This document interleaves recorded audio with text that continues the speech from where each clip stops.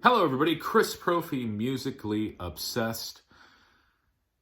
I've got a question for myself, and I've got a question for you. The question is, should we still listen to Led Zeppelin 4? Should we still listen to this record? Okay, now, anybody who watches my channel knows that my favorite Led Zeppelin album is Houses of the Holy. I've just always loved this album. I love the crunge. I love No Quarter. No Quarter is probably one of my favorite Led Zeppelin songs. And then, of course, the Rain Song Remains the Same. This is just a killer record. This will always be my favorite Led Zeppelin album. I also have a soft spot for In Through the Outdoor. I know a lot of people don't like that album. I personally do. But that's not what we're talking about today. We're talking about this album. Should I listen to Led Zeppelin 4 anymore? Okay, so let me just talk about this for a second. This is the first Led Zeppelin album that I ever got into as a kid. And I was first drawn in by the cover, okay? It's such an interesting cover to look at even nowadays in 2020. Because you look at it and it looks textured. But it's not, it's smooth. But just the way that it was, photographed on that wall with the peeling paint and the peeling wall, it just looks like you want to touch it.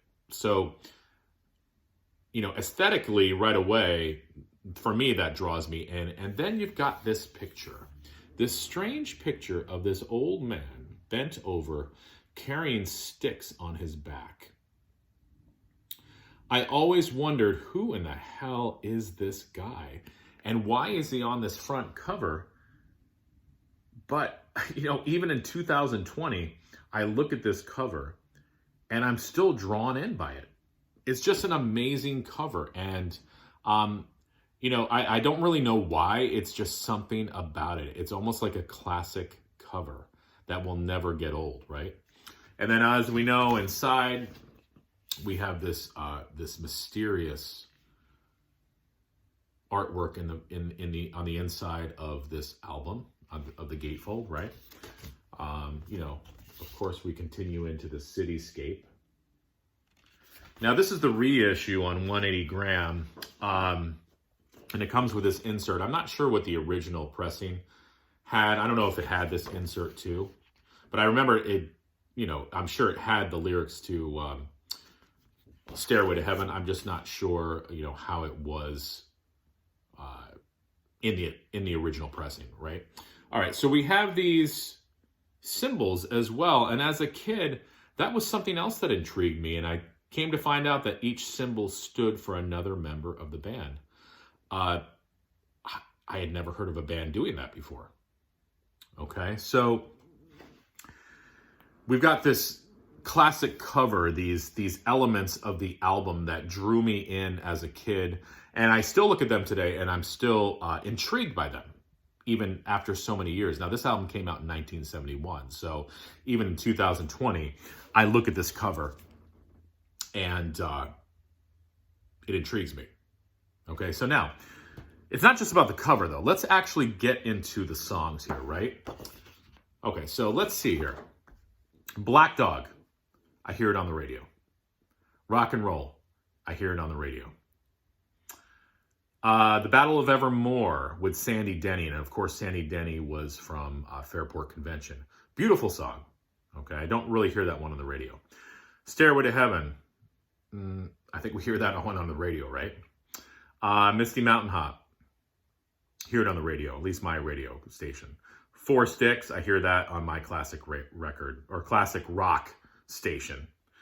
Going to California. I hear it on my...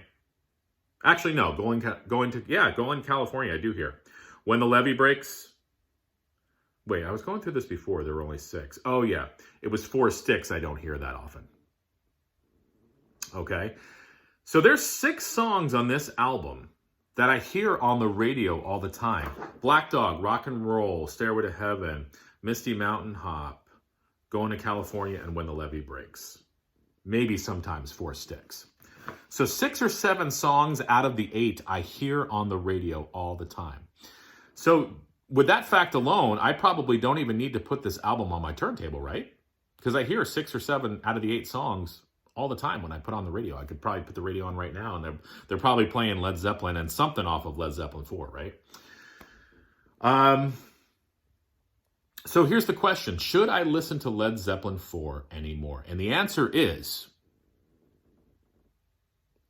yes. I should listen to Led Zeppelin 4 still. And you should too. And here is why, okay? This album is an influential album. There's a reason why they're playing 6 and 7 songs out of the 8 on this album on the radio, because they're good. They're that good. Okay? They're songs that we can listen to in 2020 and still get something from them. There's a reason this album sold as many copies as it did. There's a reason why they keep playing these songs. So let's go through the songs here. All right, so first, Black Dog. I never get tired of listening to this song. Robert Plant's vocals are amazing. And the structure of this song, tell me that it didn't influence In the Still of the Night by Whitesnake, and it probably influenced other songs too, where the whole band stops and then the lead singer comes in with that high-pitched voice, and then the band comes in again. There's something about the rhythm of that song too. John Bonham is laying down this rhythm that I try to follow, and there's different beats to it, and there's different rhythms to it. And then when I think I got it, it changes again. And just listen to it again. Bonham does this cool rhythmic pattern in that song. An amazing song.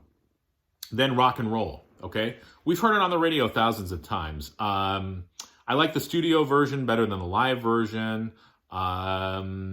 It's just a great song. It's a driving song. You know, you put it on. It's been a long time since I rock and roll.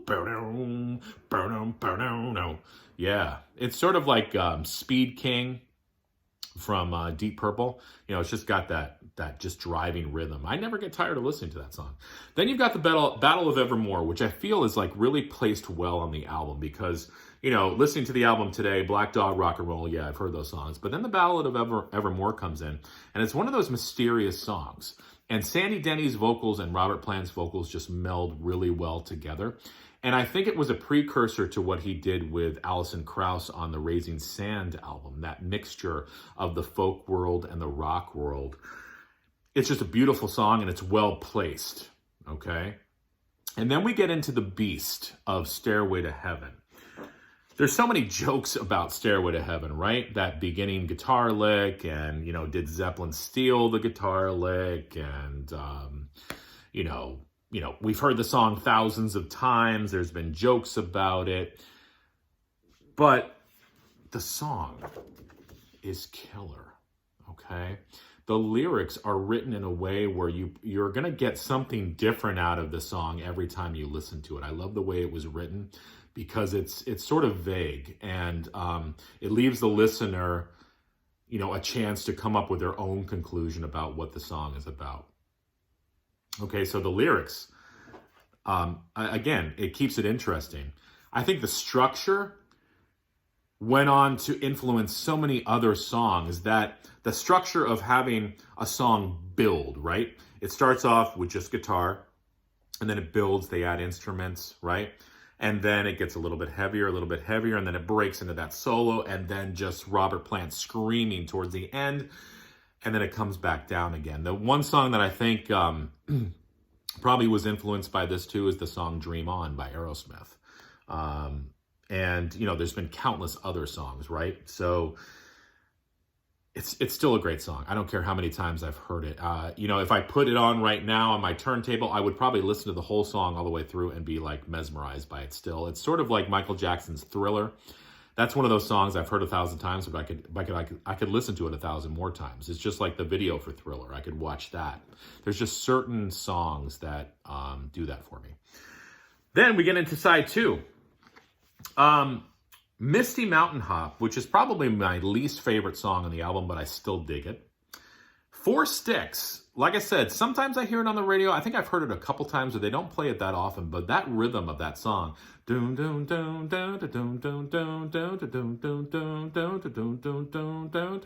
then Robert Plant with his otherworldly, you know, sort of vocals that come in. It's a mysterious song. I love it. It's placed really well on the album.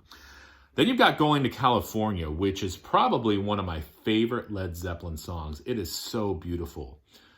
Just beautiful guitar work by Jimmy Page, beautiful vocals by Robert Plant. I love the theme of the song. It reminds me of the song Tangerine by Led Zeppelin. Every time I hear it, I know I hear it on the radio too, but there's a reason. It's a really, really good song. And then you've got the last song, When the Levee Breaks, and you're reminded about how well Led Zeppelin does the blues. And again, did they steal some blues riffs? Probably, right? Did they steal some, elements of other tunes? Yes, probably, but who doesn't, right? There are so many bands who have ripped off other bands and taken little snippets and made it their own. And Zeppelin made it their own. That was what was cool about it. When the Levee Breaks is a great blues song. It's heavy in lyrical content, and it's heavy in just the arrangement of the song. It's a great way to end the album. And it just reminds you again about how good Led Zeppelin was at doing the blues. So, should we listen to this album anymore? Yes, we should. There's a reason we should. There's a reason why it sold so many copies. There's a reason why we hear 6 or 7 out of the 8 songs on the radio all the time, because they're good, right?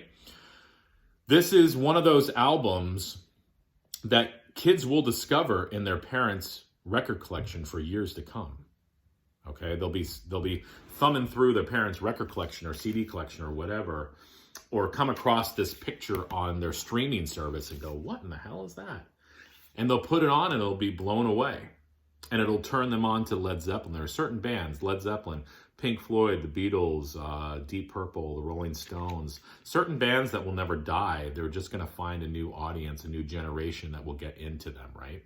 So I am going to say, yes, I will continue to listen to this album, and I think you should too. But I want to know your guys' thoughts, okay? So should we continue to listen to Led Zeppelin 4, or should we just turn the radio on and hear basically the whole album, right? So let me know what you guys think. Enjoy the rest of your Monday. Hopefully it's not raining by you. I'm going to try to get out for a little bit for a drive. We'll see what happens. But adios.